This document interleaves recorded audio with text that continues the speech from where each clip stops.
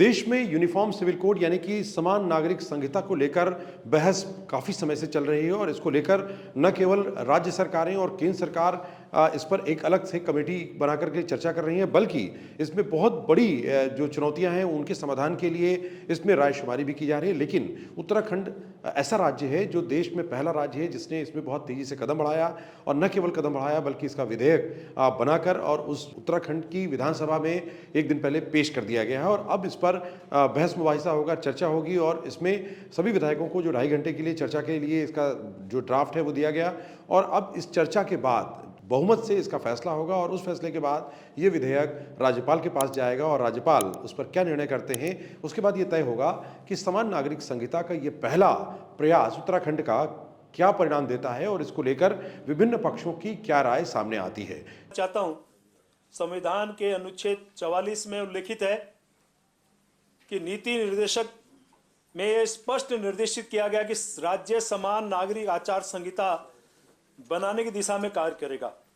संविधान निर्माण के समय संविधान सभा द्वारा समान नागरिक संहिता को पहले अनुच्छेद 35 व बाद में अनुच्छेद 44 में समायोजित किया गया तथा संविधान सभा में व्यापक बहस के उपरांत यह राष्ट्रहित में उचित पाया गया कि देश में एक समान नागरिक आचार संहिता उपयुक्त समय पर बनाई जानी चाहिए।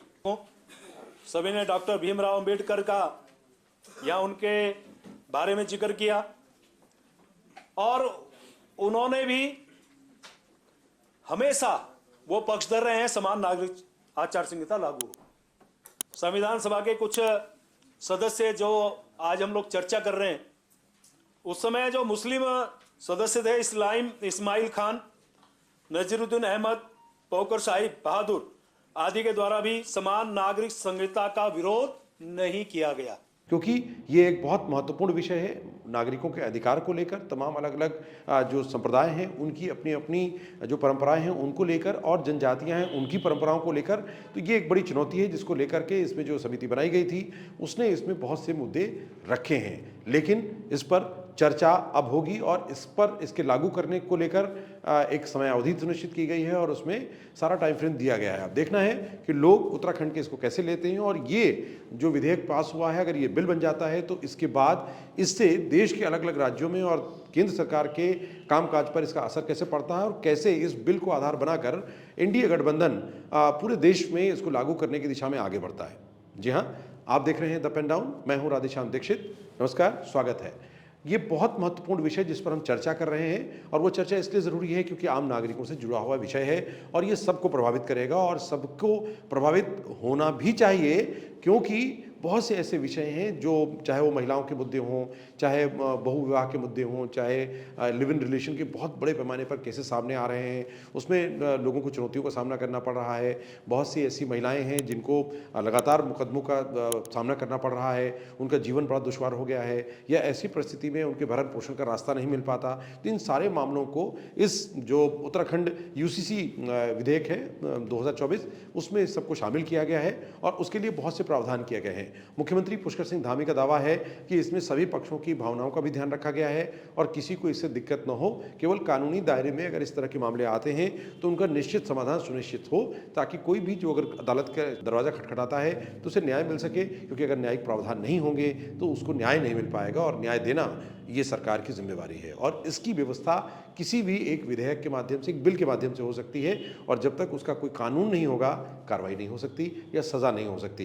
तो हम बात कर रहे हैं समान नागरिक संहिता जो लागू होने के अंतिम पड़ाव पर है उत्तराखंड में और इसमें ये प्रावधान किया गया है कि उत्तराखंड के सभी नागरिक जो उत्तराखंड के निवासी हैं उन पर लागू होगा और ये जो बिल अगर बन जाता है तो जो भी उत्तराखंड का निवासी देश के किसी हिस्से में रह रहा होगा उस पर भी लागू होगा और अगर कोई ये व्यक्ति किसी और राज्य का है और उत्तराखंड में 1 वर्ष से अधिक की समयावधि तक वो निवास करता है उस पर भी लागू होगा और इस तरह से इसका दायरा भी सुनिश्चित कर दिया गया है। इसमें कुल 392 धाराएं तय की गई हैं और ये 392 धाराओं में जो 328 धाराएं हैं उसमें सबसे ज़्यादा ध्यान महिलाओं के अधिकारों या उनसे जुड़े हुए मुद्दों को रखा गया है ताकि उनकी जो चुनौतियां हैं उनका समाधान किया जा सके। सरकार जो कह रही है वो तो साफ है, लेकिन चुनाव के मद्देनज़र इसका बड़ा फ़ायदा लेने की कोशिश सरकार की तरफ से भी है। इसलिए विपक्ष की तरफ से जो नेता प्रतिपक्ष हैं कांग्रेस के यशपाल आर्य ने, उन्होंने इस पे सवाल भी उठाया कि इस पूरा जो ड्राफ्ट है, जो विधेयक पेश हुआ है विधानसभा में, उसको पढ़ने, समझने, उसके विभिन्न प्रावधानों को जानने के लिए समय दिया जाना चाहिए, जो कि समय सत्ता पक्ष की तरफ से नहीं दिया गया और विधानसभा अध्यक्ष ने भी मात्र 2.5 घंटे का समय दिया है। ये बहुत कम है, क्योंकि किसी ड्राफ्ट के सारे प्रावधानों को समझना और उस पर चर्चा, बहस मुबाहिसा और सबके राय आने के बाद ही इस पर कोई काम किया जाना चाहिए। उन्होंने सवाल भी उठाया है कि भारतीय जनता पार्टी जो सत्ता पक्ष है वो इसमें इतनी जल्दबाजी क्यों कर रही है, वो इसके क्या लाभ लेना चाहती है। इसलिए उन्होंने अपील की है। जो विशेषज्ञ समिति की जो रिपोर्ट है, विधेयक से पहले उसको सदन के पटल पर रखा जाए तो बेहतर होगा और उस मसौदे के आधार पर पटल पर रखे जाने के पश्चात हम गुण दोष के आधार पर निश्चित रूप से चर्चा कर पाते हैं। लेकिन अब यह विधेयक सदन में प्रस्तुत हो चुका है और मात्र 2 घंटे का समय आपके द्वारा, पीठ के द्वारा सरकार की मंशा के अनुरूप हमारे माननीय सदस्यों को चर्चा के में भाग लेने के लिए दिया गया और हम लगातार इस बात को कहते रहे हैं कि समय अवधि बढ़ाई जाए और हड़बड़ी में, उतावली में, जल्दबाजी में, जिसका अभी आदरणीय संसदीय कार्य मंत्री जी ने बखान किया और ऐतिहासिक क्षण बताया, ऐतिहासिक अवसर कहा, बेहतर होता कि उसमें विस्तार से हम चर्चा कर पाते और हमारे माननीय विधायक अपनी बात को कह पाते। इस विधेयक के संदर्भ में 2 घंटा कब निकल गए, कब बीत गए, पता ही नहीं चला। हमारे आदरणीय पत्रकार बंधु सामने हैं, लगातार हमारे बीच में आते रहे, जाते रहे, हमसे सवाल करते रहे, अपनी जिज्ञासा को शांत करते रहे और इसमें, इस विधेयक में 392 अनुच्छेद हैं। मैं फिर कहना चाहता हूं कि जो हमारी विशेषज्ञ समिति थी उसको पटल पर पहले रखा जाना चाहिए था, लेकिन अब संख्या बल है, बहुमत है, सरकार है,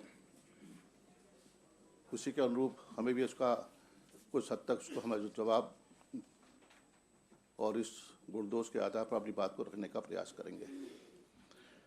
माननीय अध्यक्ष जी, 392 अनुच्छेद, 7 शेड्यूल हैं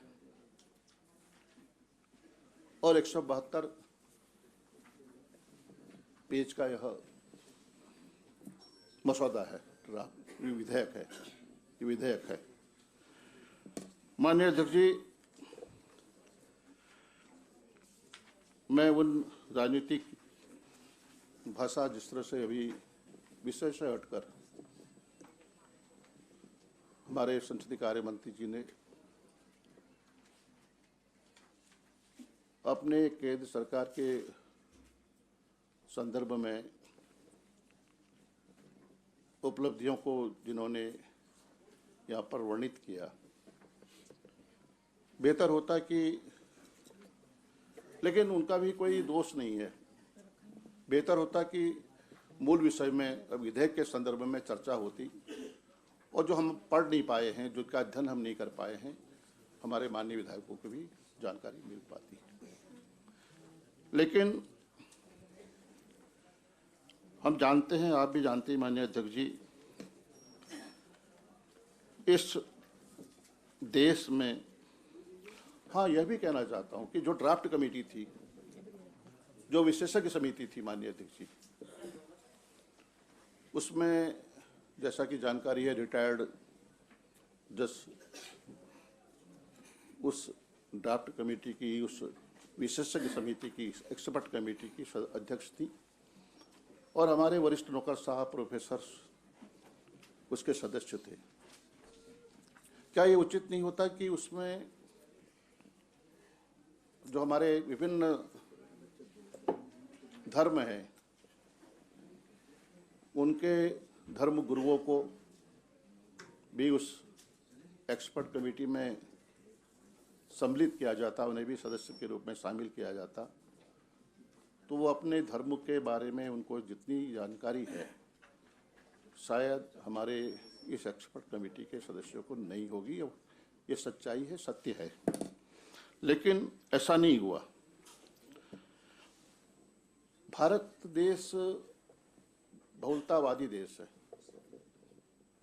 धर्म, जाति, मजहब, संप्रदाय, समुदाय, जनजाति, आदिवासी से बना हुआ देश है, मुल्क है। और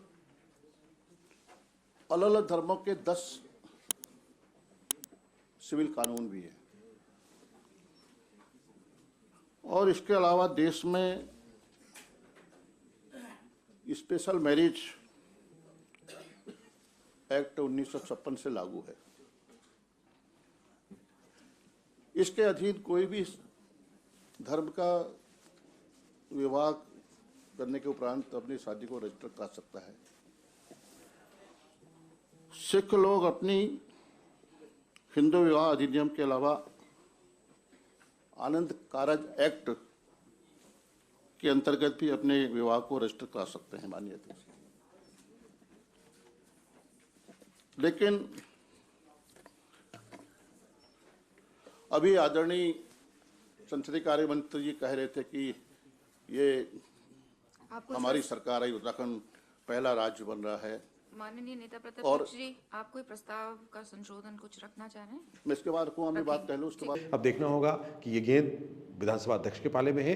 विधानसभा अध्यक्ष इस पर क्या फैसला करते हैं। जो सबसे महत्वपूर्ण है कि इसमें जो 4 खंड सुनिश्चित किए गए, 4 खंडों में जो पहला खंड है वो विवाह और विवाह विच्छेद। ये बहुत बड़ा मसला है क्योंकि ये अलग अलग संप्रदायों में अलग अलग प्रावधान हैं, अलग अलग व्यवस्थाएं हैं। उन व्यवस्थाओं के कारण कुछ सही होते हैं, लेकिन बहुत से लोग इसका दुरुपयोग करते हैं, चाहे परंपरा का दुरुपयोग कर रहे हों, चाहे कानून का दुरुपयोग कर रहे हों। लेकिन न्यायपालिका के लिए सामने एक बड़ी चुनौती होती है कि वो निर्णय किस आधार पर करे। और चूंकि वो बंधी हुई है न्यायपालिका के जो कानूनी प्रोविजंस हैं उसके दायरे में, और इसके कानूनी प्रोविजंस में जब बहुत सारे अंतर आ जाते हैं तो लोग उसका दुरुपयोग भी करते हैं। हम ये भी देखने में आया है कि बहुत से लोग अपने इंटेंशन को पूरा करने के लिए दूसरे किसी संप्रदाय की शरण लेते हैं और वो दुरुपयोग करते हैं, और बाद में उनका इंटेंशन सामने आता है कि वो उत्पीड़न कर रहे हैं। और इसको रोकने के लिए निश्चित रूप से इस तरह के प्रावधान की आवश्यकता है। लेकिन यह है कि जो परंपराएं हैं उनका सम्मान कैसे किया जाए, ये बड़ी चुनौती है, क्योंकि कानूनी दायरा लगभग सबके लिए बराबर होता है, तो सबके प्रोविजंस को रखना इसमें चुनौती है। तो पहला खंड जो है वो बहुविवाह या विवाह या विवाह विच्छेद यानी तलाक या इद्दत, ये जो प्रोविजंस थे खास करके जो मुस्लिम समाज में, जिसको लेकर बहुत बहस हो रही है और सारे पक्ष अपने अपने तर्क रख रहे हैं। देखना होगा कि इसके जो डिटेल्ड पार्ट है उसमें क्या क्या प्रोविजंस और किए गए हैं। ऐतिहासिक दिन, आज के इस स्वर्णिम दिन जहां आपने मुझे बोलने का अवसर दिया है, उसके लिए मैं आपका बहुत बहुत आभार व्यक्त करती हूं। निश्चित रूप से आज के दिन को मैं स्वर्णिम दिन कह रही हूं, आज के दिन को मैं ऐतिहासिक दिन कह रही हूँ। उसके पीछे कहने का एक ही ध्येय है कि आज के दिन भारत माता की जय, आज के दिन मातृशक्ति की जय का भाव दिखता है। क्योंकि आज जो विधेयक यहाँ पर पेश हुआ है उत्तराखंड समान नागरिक संहिता का, वह साफ साफ बताता है कि किस प्रकार से महिलाओं को अधिकार देते हुए और सशक्त हम कर रहे हैं। किस प्रकार से एक महिला जो कि मानव है और मानव अधिकार से वंचित है, उसको सुनिश्चित करने वाला यह विधेयक आज सदन के पटल पर माननीय मुख्यमंत्री जी के द्वारा रखा गया है। मैं उनको बहुत अभिनंदन करती हूं, संपूर्ण सदन आज उनको बहुत अभिनंदन करता है। और उत्तराखंड की आधी आबादी का नेतृत्व करते हुए मैं समझती हूं कि उनके प्रतीकात्मक रूप से मैं भी माननीय मुख्यमंत्री जी को हृदय की गहराइयों से धन्यवाद करती हूं। और ये किसी धर्म या जाति या किसी पंथ से जुड़े व्यक्तियों के लिए ये मैं नहीं समझता कि ये हम समान नागरिक संहिता ला रहे हैं। इसमें महिलाएं भी, ऐसा नहीं है कि कहीं पुरुष पीड़ित नहीं होते, कई जगह पुरुष भी पीड़ित होते हैं। रेखा जी रुकिए ना, पुरुष भी पीड़ित होते हैं। नहीं नहीं, आपने जो कहा आपके जवाब दूंगा। नहीं नहीं, किसी धर्म गुरु की आपने बात की, आपने कहा नित्य के धर्म गुरुओं को भी रखा जा सकता था। किसी भी धर्म के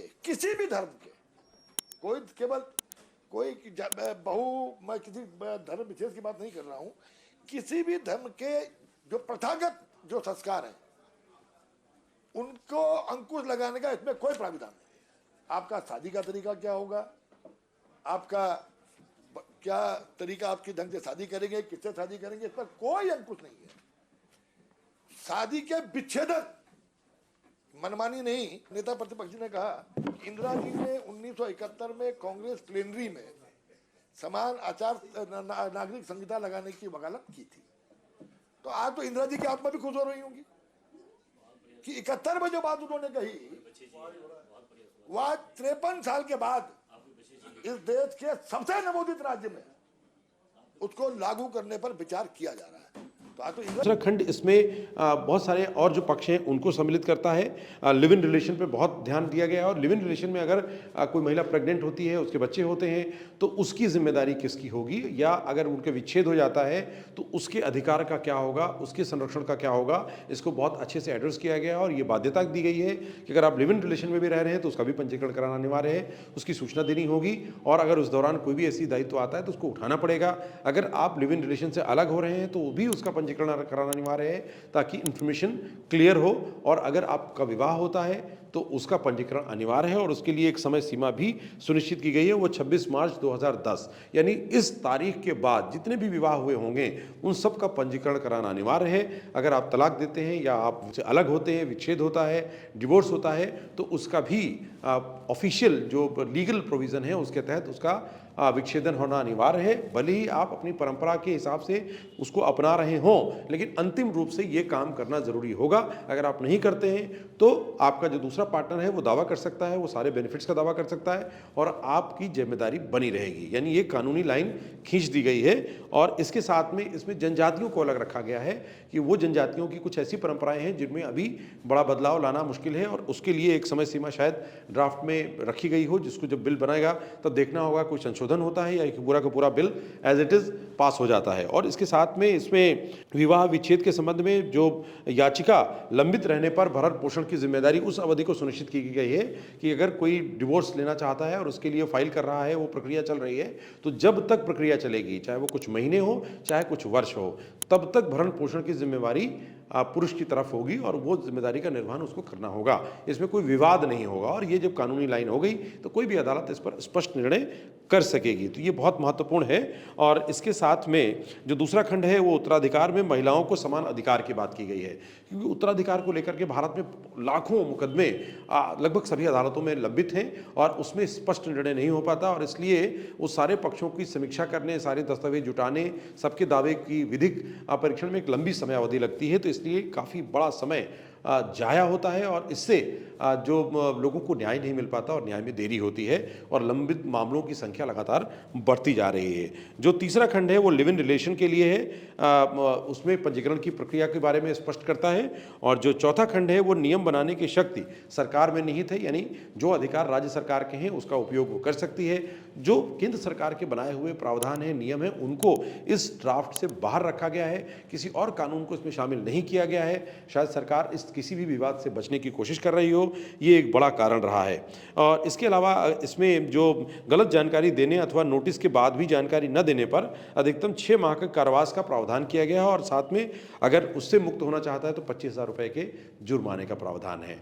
ये पूरे जो कानूनी प्रोविजंस हैं उससे उम्मीद है कि जो बहुत तरह के आपराधिक मामले हैं, क्योंकि वो संप्रदाय देखकर नहीं होते। जो व्यक्ति आपराधिक मानसिकता का होता है या उसका इंटेंशन गलत होता है या वो स्वभावगत गलत होता है, वो इस तरह के कानूनी दायरों के बाहर जाता है। जो वो परंपरा के बनाए हुए कानून हो, चाहे वो सरकार के बनाए कानून हो, चाहे वो देश के और जिम्मेदारी से संवैधानिक कानून, उनका कोई अनुपालन नहीं करता। तो ऐसे लोगों पर लगाम ज़रूर लगनी चाहिए, क्योंकि वो समाज के लिए एक संकट का सबब बनते हैं और लोगों के जीवन के साथ खिलवाड़ करते हैं। तो उनको एक बेहतर नागरिक बनाया जा सके, उनको सुधारा जा सके, उसके लिए तो बेहतर है।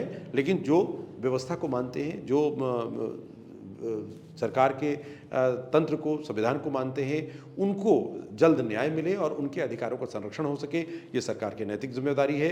सरकारें अमूमन इस तरह का कानून बनाकर कई बार भूल जाती हैं और उन कानूनों को जो इम्प्लीमेंटेशन है, क्रियान्वयन है, वो नहीं हो पाता। इस तरह के बहुत से कानून हैं जो क्रियान्वयन की दहलीज पर लगातार गुहार लगा रहे हैं जनता के हितों में। चाहे वो सिटीजन चार्टर का कानून हो, लागू है, लेकिन उस पर अमल नहीं होता। जैसे जो सूचना का अधिकार का कानून है, उसमें अधिकारी या व्यवस्था अक्सर जवाबदेही से बचती है। अगर आप देखें, फेरी नीति है, वो लागू है, लेकिन फेरी करने वालों को जगह नहीं आवंटित की जाती है, उनको स्थान नहीं मिलता, उनके अधिकारों का संरक्षण नहीं होता। इस तरह के बहुत से ऐसे कानून, सीनियर सिटीजन एक्ट है, बुजुर्ग परेशान होते हैं, उनके अधिकारों का हनन होता है, उनको सहयोग सरकार की व्यवस्था की तरफ से उतनी बड़े पैमाने पर नहीं मिल पाता। कुछ एक मामलों में मिल भी रहा है, लेकिन जितने बड़े पैमाने पर समस्या है उसका समाधान नहीं मिल पाता। व्यवहारिक सामाजिक समस्याओं के कारण बहुत से लोग उस कानून का लाभ भी नहीं उठा पाते। तो ऐसे जितने कानून हैं, उनकी इम्प्लीमेंटेशन एक बड़ी चुनौती है। सरकार को उस पर ध्यान देना चाहिए। कानून भी ज़रूरी है, लेकिन कानून का बुनियादी अमल भी ज़रूरी है और उसको इतना इन्फोर्समेंट बेहतर हो कि नागरिकों को उसका लाभ मिले, क्योंकि अल्टीमेटली देश की जनता ही देश की मालिक है और वही निगहबान भी, लेकिन उसका संरक्षण अभी संकट में है। बड़ा सवाल। देखते हैं आगे इस बिल के बाद क्या कुछ बनता है और सरकार इस पर क्या जवाब देती है, विपक्ष इस पर क्या सवाल उठाता है, जनता की रायशुमारी क्या क्या नतीजे सामने लाती है। आप भी अपनी राय जाहिर करें, कमेंट बॉक्स में अपना कमेंट दें। आप इस बिल के ड्राफ्ट को पढ़ें और पढ़ने के साथ में आपकी क्या राय है। क्या आप सरकार के इस कदम से संतुष्ट हैं या आपका भी कोई पक्ष है, आप रख सकते हैं। आपका स्वागत है। अगर आप अपना ईमेल भी साझा करेंगे तो हमारी तरफ से आपको प्रतिक्रिया भी मिलेगी और आपका कोई सुझाव है, आप कोई विशेष कार्यक्रम सुनना चाहते हैं, देखना चाहते हैं, वो भी आप लिख सकते हैं। आप देख रहे हैं द पेन डाउन। मैं हूँ राधेश्याम दीक्षित। दीजिए अनुमति, फिर मिलेंगे। लाइक, शेयर, सब्सक्राइब और बेल आइकन दबाना कतई न भूलें।